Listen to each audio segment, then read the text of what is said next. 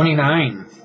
We're doing the double derivative here, second derivative. So let's do the first one. First one would be, okay, so I'm going to put parentheses around here, okay, and that would be the cosine of x squared. Have not changed anything, but now I'm going to multiply by the inside function, which is 2x.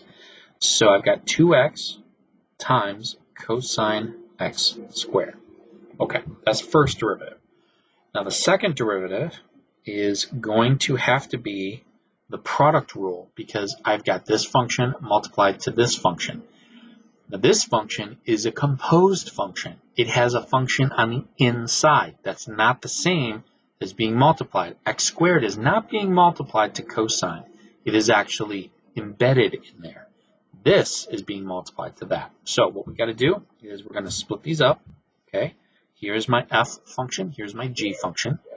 And so if you remember our product rule, it looks like this. Okay. So we take the derivative of the first, but not the second. Okay, plus.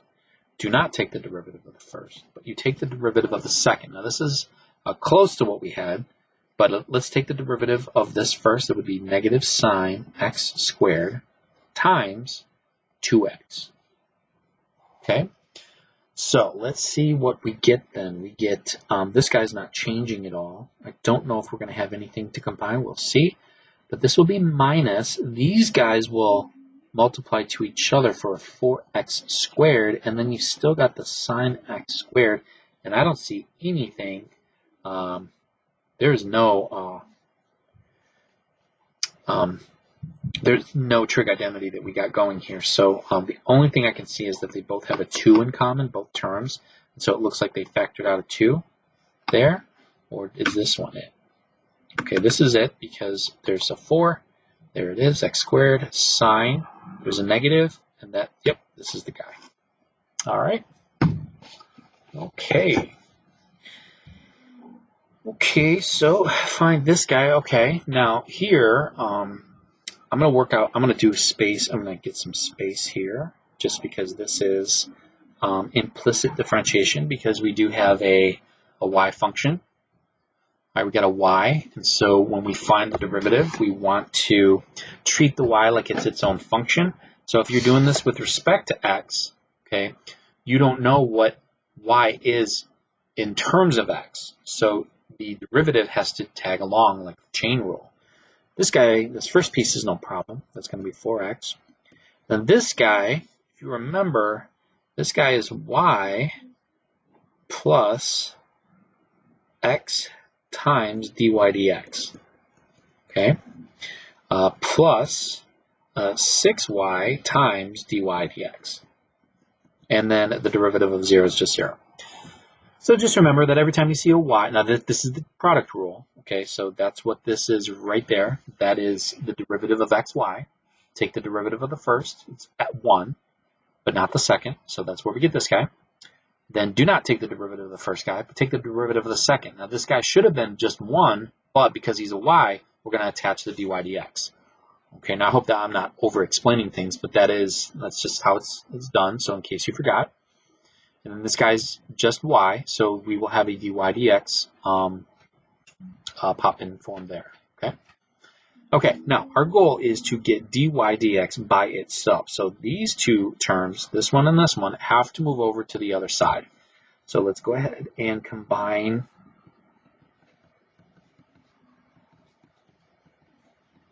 those guys over to the other side. We'll get negative 4x minus 4y. Okay. And when I look at my answers here, it looks like okay, it looks like I got something. We'll see what kind of fleshes out here. I'm going to now factor out a dy dx so that I get an x plus 6y. And then that way I get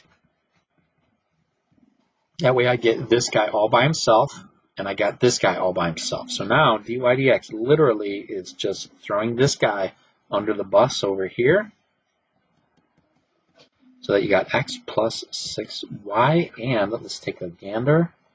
Looks like it's this guy. Looks like they factored out a negative sign for no particular reason, but that is our final answer.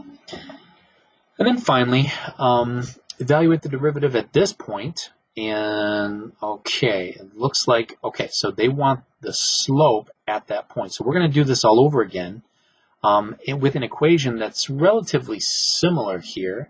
But I am going to have to then, at the end, plug in a 0 for x and a 2 for the y. So we'll just be careful here. Let's go ahead and do 5x squared minus 3x plus y equals 2. Okay, and so now I will get 10x, and then this guy will be negative 3 times, and I'm going to do this, okay, negative 3 times y plus x dy dx. Okay, close parentheses. And notice here, like this guy it's just like this. So he has to be factored out here. I'm going to distribute the negative 3 to both of them, okay, in just a second. But let's go ahead and take the derivative of just y, which is just dy dx. Now I do have to get rid of these parentheses because I need all these guys in individual terms so that I can pair up the ones that are just dy dx. So let's split this up, okay. Minus 3y minus 3x times dy dx plus dy dx equals 2. And then also remember that when I do take out a dy dx, this is going to be a 1. Okay, it's not going to go to 0. These guys have to go over there. So we will have negative 3x dy dx plus dy dx equals 2 minus 10x plus 3y. Okay. Now let's factor out a dy dx. And so we get a 1 minus 3x. I switched the order there. Not quite sure why. I guess I don't like negatives in the front. I like to think positive first. Okay, so dy dx, the slope equals 2 minus 10x plus 3y over 1 minus 3x. Okay, now that is the formula for all of the derivatives, all the slopes that take place with this curve. Okay, it's not even a function, but it is it's an equation. So what we're going to do now is we're going to plug in a 0 for every x and a 2 for every y. So let's see what we get. So we're going to evaluate this guy at 0, 2. Okay. So 2 minus 0 plus 6 over 1 minus 0. Right? Yep. So that's going to be 8 over 1, which is not one of our answers. So you're probably yelling at the screen. 2, let me think. 2 minus 10x.